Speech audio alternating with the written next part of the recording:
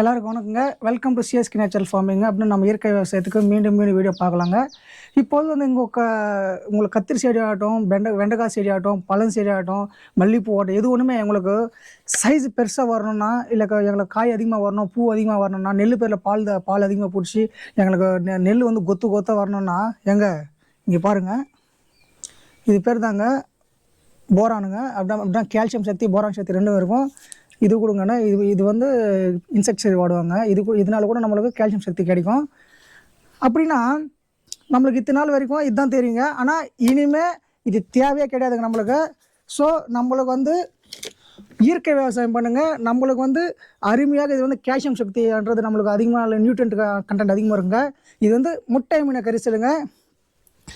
இதுக்கு தேவையான பொருள் வந்து ஃபஸ்ட்டு நம்ம ஒரு பிளாஸ்டிக் ஜார் எடுத்துனாங்க. பிளாஸ்டிக்னா கண்ணாடி ஜார் எடுத்துக்கினா நம்ம வந்து முட்டை வந்து ஒரு டசன் முட்டைக்கு 1.5 லிட்டரில் லெமன் ஜூஸ் வருங்க. அப்படின்னா சிட்ரிக் ஆசிட் அதில் அதிகமாக இருக்கும். லெமன் ஜூஸு நல்லா பழமாக எடுத்துக்கோங்க. ரொம்ப பைத்து பண்ணுவாங்க, ரொம்ப காய வேணாங்க. ஸோ நம்ம வந்து ஃபஸ்ட்டு வந்து முட்டையில் வந்து லைன் பை லைன் அடிக்கிட்டு ஒரு டசன் முட்டைக்கு 1.5 லிட்டர் நம்ம வந்து எலுமிச்சக்காய் சார ஜூஸ் தாங்க ஒரு காட்டன் கிளாஸில் வடிகட்டி போட்டு 1லேருந்து 11 நாள் வரைக்குங்க. இது வரை ஜஸ்ட்டு ஓப்பன் அண்ட் க்ளோஸ் பண்ணிட்டா இது வந்து நாங்கள் 8 நாள் ஆகுதுங்க. இப்போ இப்படி லிக்விட் டைப் வந்துருச்சு பாருங்கள்.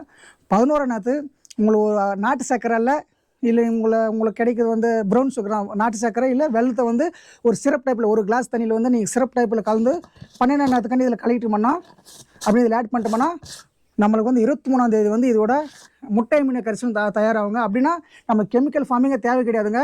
நம்ம இயற்கை விவசாயத்தில் இது பேர் வந்து முட்டை மீன் கரிசல். 23ஆம் தேதி வந்து நீங்கள் வந்து ஃபில்டர் பண்ணிக்கணும். 1 லிட்டர் தண்ணிக்குங்க, ஜஸ்ட் ஒரு லிட்டர் தண்ணிக்கு 3 ml இல்லை 5 ml நீங்கள் கலந்துக்கணும். உங்களை பயிர் மேலே ஸ்ப்ரே பண்ணிக்கணும்.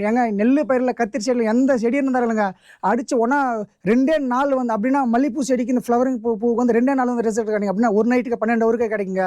வேறு எந்த பயிருக்குன்னா 2 நாள் கிடைக்குங்க. அதோட ரிசல்ட் வந்து நீங்கள் ஒன்றுமான வித்தியாசம் பாருங்கள். நம்ம இயற்கை விவசாயத்துக்கு கிடைங்க. ஸோ தயவுசெய்து நீங்கள் கெமிக்கல் ஃபார்மிங் போகாதீங்க. நம்ம இயற்கை விவசாயத்துக்குள்ளே நைட்ரோஜன் கோசம் அதிகமாக மீனம் கரிசல் தயார் பண்ணிக்கலாம்.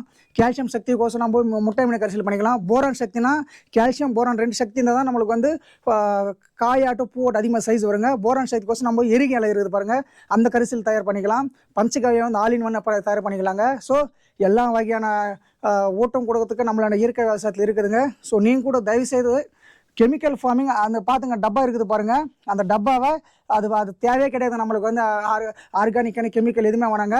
ஸோ நம்ம இயற்கை முறையில் கிடைக்குத இதே போதுங்க. ஸோ நீங்கள் என்ன பண்ணுறீங்கன்னா மீன் வீடியோ வேணும்னா நம்மளோட CSK natural farming full video பண்ணிக்கிறீங்க. இது எப்படி தயார் பண்ணிட்டு நன்றிங்க.